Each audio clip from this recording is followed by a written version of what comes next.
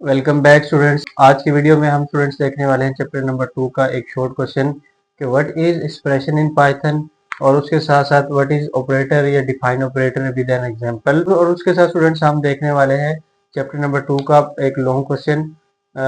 Long question क्या है, what is arithmetic operator, और उसके साथ हम उसकी प्रोग्राम एग्जाम्पल प्रोग्राम भी करने वाले हैं। तो एक्सप्रेशन की डेफिनेशन क्या होगी student? Combination of operands and operators is called an expression.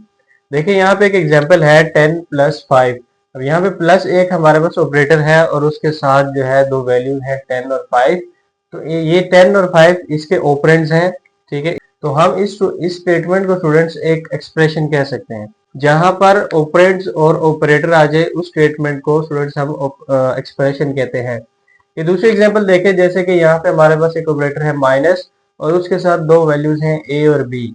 तो हम इस स्टेटमेंट को एक ऑपरेटर कहेंगे। अब ए और बी की कोई भी वैल्यू हो सकती है, ठीक है। ए हमारे पास यानी कि ऑपरेंड्स हमारे पास वेरिएबल्स भी हो सकते हैं।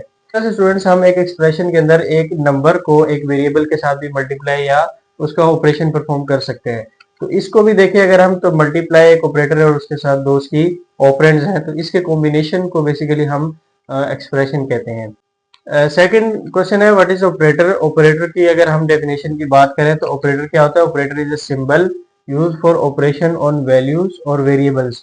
ऑपरेटर हम सिंबल्स को कहते हैं, जैसे कि यहाँ पे हमने देखा प्लस है, माइनस है, मल्टीप्लाई, डिवाइड और भी बहुत सारे ऑपरेटर्स होते हैं। उन सिंबल्स को बेसिकली हम ऑपरेटर्स कहते हैं। और ये ऑपरेटर जो है हम वैल्यूज पर भी परफॉर्म कर सकते हैं ऑपरेशन, और उसके अलावा वेरिएबल्स के ऊपर भी हम इस ऑपरेटर को परफॉर्म कर सकते हैं।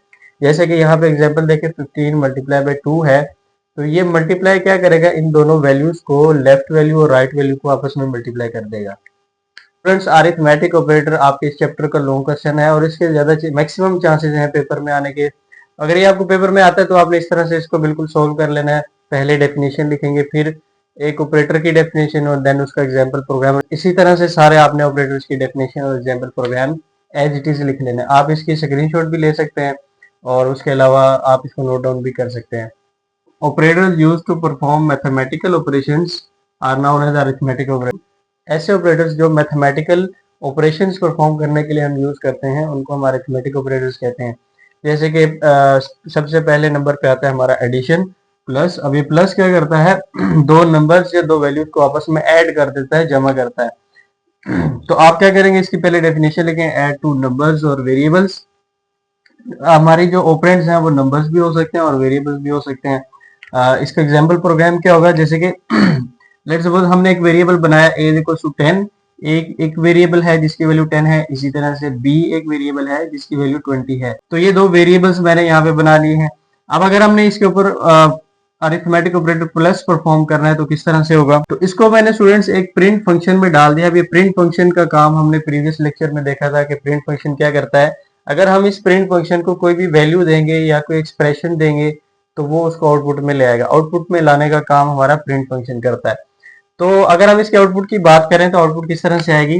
सबसे पहले हम क्या करते हैं? प्रिंट लिखते हैं, देन उसकी पैरेंथेसिस, और पैरेंथेसिस में मैंने सबसे पहले लिखा हुआ ए, ठीक है। अब ए चूंकि हमारा डबल कोटेशन के बगैर है, जो चीज डबल कोटेशन के अंदर लिखी जाती है वो एज इट इज आती है, और जो चीज डबल कोटेशन के बगैर लिखी जाएगी उसकी वैल्यू आती है।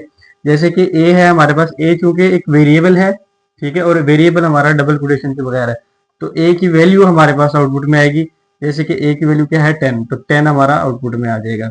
अगर हम नेक्स्ट बात करें तो प्लस है और प्लस हमारा डबल कोटेशन में लिखा हुआ है, तो डबल कोटेशन में जो भी चीज लिखी होगी वो एज इट इज आउटपुट में आएगी, तो प्लस यहाँ पे प्रिंट हो जाएगा। एंड देन बी है, कोमा बी, बी भी डबल कोटेशन के बगैर और बी एक वेरिएबल है और उसकी वैल्यू क्या है? 20, तो 20 आउटपुट में आ जाएगा। इसी तरह से is equal to double quotation में है तो is equal to as it is output में आ जाएगा। उसके बाद स्टूडेंट्स हमारे पास ये एक एक्सप्रेशन है, प्लस मतलब कि दो वेरिएबल्स हैं हमारे, वो आपस में ऐड हो रहे हैं। तो ये प्रिंट फंक्शन क्या करेगा? ए की वैल्यू 10 पकड़ के यहाँ पे और उसको प्लस कर देगा बी के साथ 20, और इसकी दोनों को ऐड करके हमारे पास इस एक्सप्रेशन की आउटपुट आ जाएगी। जैसे कि 10 + 20 क्या होगा? 30। तो इस प्रिंट फंक्शन की आउटपुट हमारे पास ये आने वाली है, ठीक है। बिल्कुल इसी तरह से सब्ट्रैक्शन भी यही काम करता है कि दो वैल्यूज को सब्ट्रैक्ट करता है, दो वैल्यूज को कर सकता है, दो नंबर्स को कर सकता है, या दो वेरिएबल्स को कर सकता है। जैसे कि अगर हम यहाँ पे देखें, ए की वैल्यू 20 है और बी की वैल्यू 10 है, दो वेरिएबल्स बने हुए हैं, और प्रिंट फंक्शन में हमने डाला हुआ है ए क्योंकि एक वेरिएबल है तो एज इट इज आउटपुट में इसकी वैल्यू आ जाएगी, इसकी वैल्यू क्या है 20, और माइनस क्योंकि डबल कोटेशन में तो एज इट इज आ जाएगा बी एक वेरिएबल है और इसको हमने डबल कोटेशन के बगैर लिखा तो इसकी वैल्यू आ जाएगी 10, तो 10 यहाँ पे आउटपुट में आ जाएगा। इसी तरह से इक्वल्स टू डबल कोटेशन में है ए माइनस बी होगा, मतलब ए की वैल्यू पकड़ेगा 20 और माइनस एंड बी की क्या वैल्यू आएगी 10।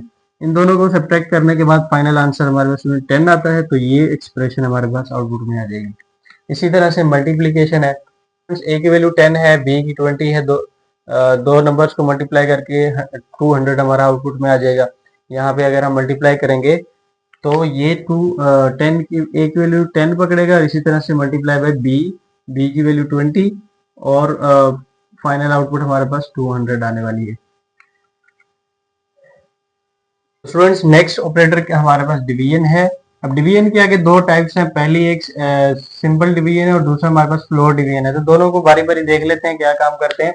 डिवीजन बेसिकली क्या करता है, क्वोशिएंट फाइंड करके देता है। क्वोशिएंट क्या होता है, लेट्स सपोज अगर हम दो नंबर्स को डिवाइड करें इस तरह से, एक वैल्यू हमारे पास 10 और दूसरी 20 है, अगर हम इसको डिवाइड करें 10 टू द 20, तो इसके अंदर इस डिवीजन के अंदर स्टूडेंट्स हमारे पास ये जो ऊपर वैल्यू आ रही है ये क्वोशिएंट होता है और ये नीचे जो आ रहा होता है हमारे पास ये रिमाइंडर होता है।